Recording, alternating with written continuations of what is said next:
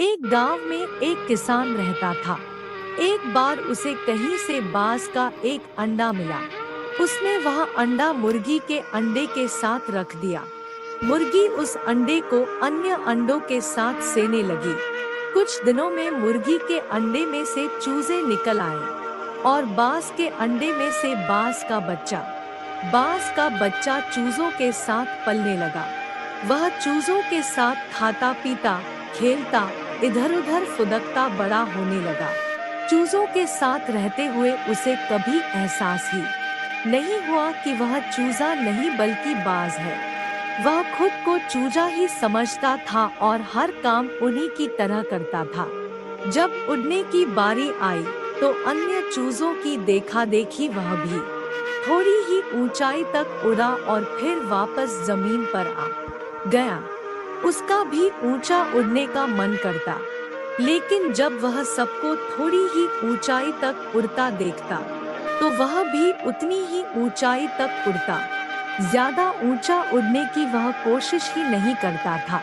एक दिन उसने ऊंचे आकाश में एक बाज को उड़ते हुए देखा। इतनी ऊंचाई पर उसने किसी पक्षी को पहली बार उड़ते हुए देखा था। उसे बड़ा अचरज हुआ। उसने चूजों से पूछा, वो कौन है भाई जो इतनी ऊंचाई पर उड़ रहा है? चूजे बोले, वो पक्षियों का राजा बाज है। वह आकाश में सबसे ज्यादा ऊंचाई पर उड़ता है। कोई दूसरा पक्षी उसकी बराबरी नहीं कर सकता। यदि मैं भी उसके जैसा उड़ना चाहूँ तो? बाज के पूछा, कैसी बात करते हो? मत भूलो तुम एक चूजे हो।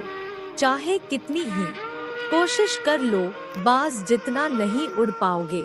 इसलिए व्यर्थ में ऊंचा उड़ने के बारे में मत सोचो। जितना उड़ सकते हो उतने में ही खुश रहो। चूजे बोले।